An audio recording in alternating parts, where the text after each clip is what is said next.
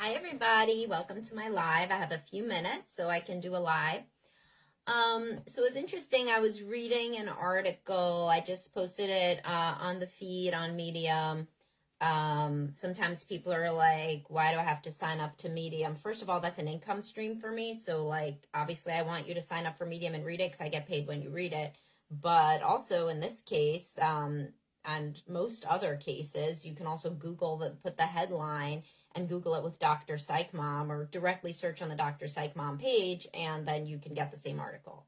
But don't tell me you don't want to sign up for Medium, because that's the same as like me posting something about my practice and you saying, why does therapy cost money? Why are you advertising therapy that costs money? I don't have that money. Then scroll past that post, right? I mean, I give you so much free content that really the ones where I advertise something, just scroll on by if you don't like it or if you can't afford it or whatever.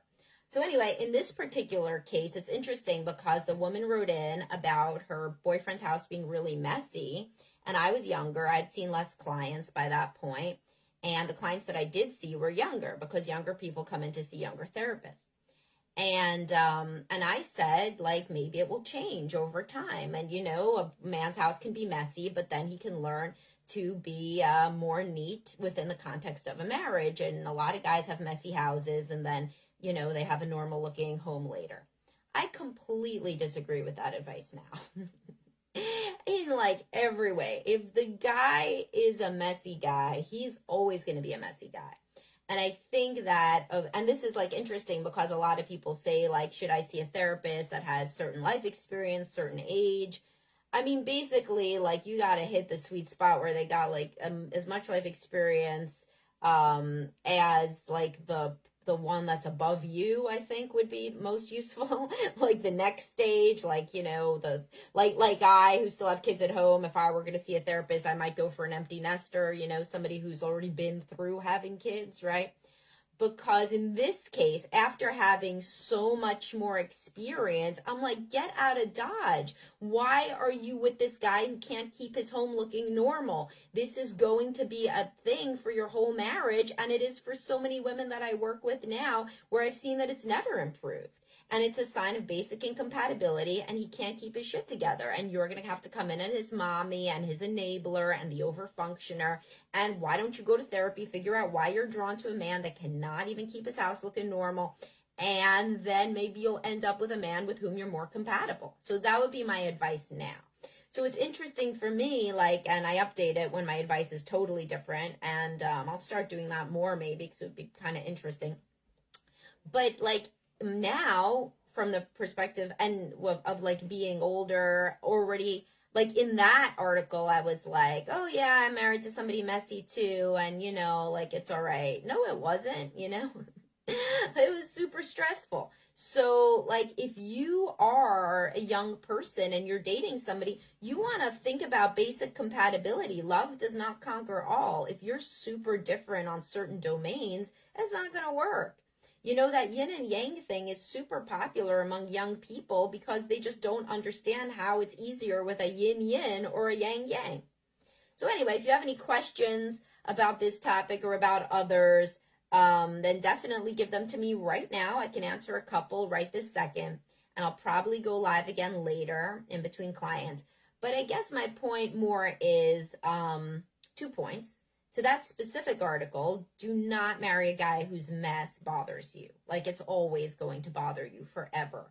And if he can't keep things looking normal enough for you not to notice it, then that is going to continue to be a constant battleground.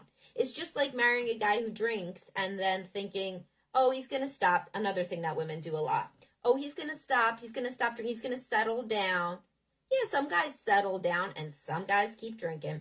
So if you don't like how he is when you're dating, thinking that he's going to mature in some way, and the women that do this often heard it at home. Like their mother's like, oh, your father used to be a big partier, but then he matured. You don't know if this man is going to go on that trajectory or not. You have no idea.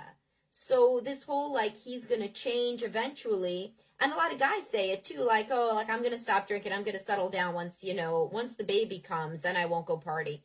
Yeah, you will. That's an addictive substance. Many guys still do. Just like they're still messy, just like they still keep losing jobs, just like they keep, being profligate spenders, whatever the case may be. So when a lot of young people tend to think everything will be okay, things will change, we'll mature, we'll grow together. And the male equivalent of this is when you're dating somebody with whom you don't have a lot of sexual compatibility, but you think that over time you'll grow together. Yeah, sometimes. Most of the time, no, though. Most of the time, she's how she is, and she gets even worse because she was artificially inflated by the honeymoon stage, and then after that, she wants to do even less.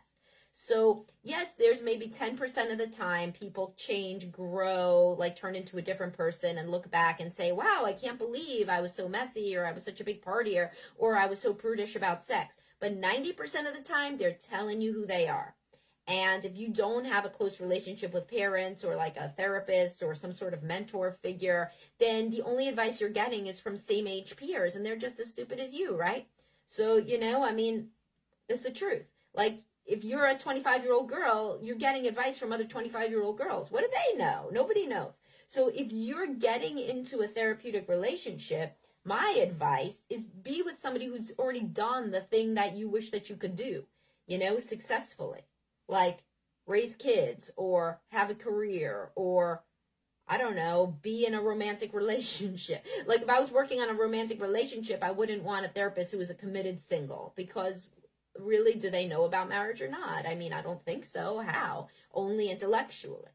So anyway, thought that was an interesting topic. I guess I was talking so much that y'all didn't have time for questions, but I will do a live later where there will be time for questions. Send me a like if you were watching this because then other people get to see it. And I think it's pretty good information, pretty valuable, interesting stuff.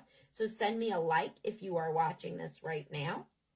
The 13 of you that are watching on this Tuesday morning, send a like or a love. I see you guys. Thank you. Somebody did it. Some pro-social people did it. Thank you very much, guys. And again, it's an interesting article to read for real because it's like I wrote it all in my previous marriage as a younger woman, as a younger therapist, as a less experienced therapist with my full heart behind it, trying to give the best advice possible. And in retrospect, it wasn't good advice. It just wasn't. It was advice that you give when your head is up your ass because you didn't have experience yet at something. And you always have to remember that people don't know everything, until they've experienced it. So that's an extraordinarily good point. So while in grad school, they told us when we didn't have children that if anybody complained about us not having children, we should say, does an oncologist need to have cancer for you to trust them? Well, quite honestly, if I was choosing between an oncologist that had cancer and one that didn't, I would pick the one that did because he would know what those medications felt like and he would be able to empathize better. So it was kind of a stupid thing to learn. But of course, everybody has to learn somehow. And young therapists are very enthusiastic, deeply committed to their clients, and they can execute on a lot of things. But if you're looking for somebody to kind of help you shape your life journey, I would always go with somebody who's been on that journey. All right, bye guys. Talk soon.